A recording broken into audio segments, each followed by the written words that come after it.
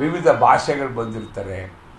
ಹಂಗಾಗಿ ಹೆಂಗೆ ಮಾಡ್ತಾರೆ ಸ್ಟಾಫ್ ಅವರು, ಈಗಿರ್ತಾನೆ 6 ಗಂಟೆಗೆ ಒಬ್ಬರು ಡ್ಯೂಟಿ ಚೇಂಜ್ ಆಯ್ತದೆ, ಹೋಗೋಕ್ಕೆ ಮೊದಲು ಎಣಿಸ್ತಾರೆ, ಎಲ್ಲ ಸರಿಯಾಗಿದೆ ಅಂತ ಕೊಡ್ತಾರೆ, ಲಾಕ್ ಮಾಡ್ತಾರೆ, ಬರ್ತಾರೆ. ಅದ್ರೊಳಗಡೆ ಏನು ಮಾತಾಡ್ತಾರೆ, ಏನು ಮಾಡ್ತಾರೆ ಯಾರಿಗೂ ಗೊತ್ತಿಲ್ಲ ಸರ್.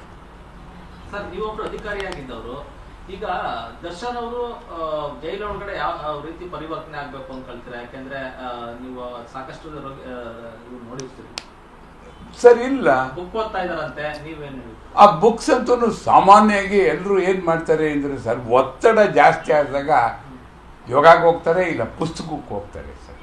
ಪೇಪರು ಕೊಡ್ತಾರೆ ಸರ್, ಪೇಪರ್ ಎಷ್ಟು ಕೇಳಿದ್ರೂ ಕೊಡ್ತಾರೆ. ಅಲ್ಲಿ ಎಕ್ಸಸೈಸ್ ಮಾಡೋಕ್ಕಾಗಲಿ, ಯೋಗಾಸನ ಮಾಡಲಿಕ್ಕಾಗಲಿ ಎಲ್ಲದಕ್ಕೂ ಅವಕಾಶ ಮಾಡಿಕೊಡ್ತಾರೆ ಸರ್. ಜಾಸ್ತಿ ಏನು ಮಾಡ್ತಾರೆ ಅಂತ ಹೇಳಿದ್ರೆ ಅಧ್ಯಾತ್ಮದ ಕಡೆ ತೋರಿಸ್ತಾರೆ ಸರ್. ಅವಾಗ ಏನಾದರೂ ಇದು ಮಾಡೋದು ಏನು ಆ ಥರ ಇದ್ದಾಗ ನಮ್ಮ ಅಭಿಲಾಷೆನೂ ಅದೇ ಸರ್. ಮಾಡೋರೋ ಬಿಟ್ಟವರೋ ಗೊತ್ತಿಲ್ಲ. ಸಲಹೆ ಕೊಡ್ತೀರಾ ಸರ್? ಅಂತೂ ಏನಿಲ್ಲ ಸರ್. ಆಗಿದ್ದನ್ನ ಅಕಸ್ಮಾತ್ ಆ ವ್ಯಕ್ತಿನೇ ಹಂಗೆ ಮಾಡಿದರೆ ಮುಂದಿನ ಪರಿಸ್ಥಿತಿ ಎದುರಿಸೋಕ್ಕೆ ಸಿದ್ಧ ಆಗಿರ್ಬೇಕು ಸರ್.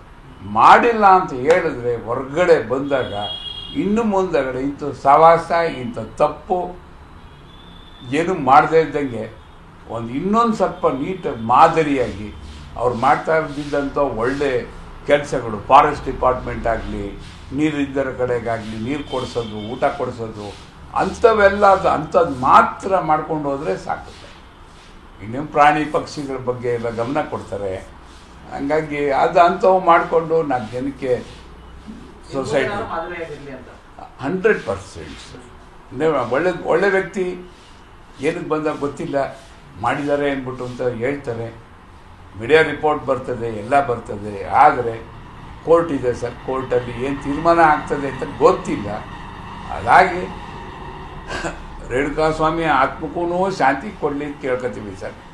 ಇವ್ರಿಗೂ ಒಳ್ಳೇದಾಗಲಿ, ಮಾಡಿದರೆ ಅನುಭವಿಸ್ಲಿ, ಇಲ್ಲ ಅಂದರೆ ಬಂದು ಒಳ್ಳೆ ವ್ಯಕ್ತಿ ಆಗಿರಲಿ ಸರ್, ಅಷ್ಟೇ. Okay sir, right sir, thank you.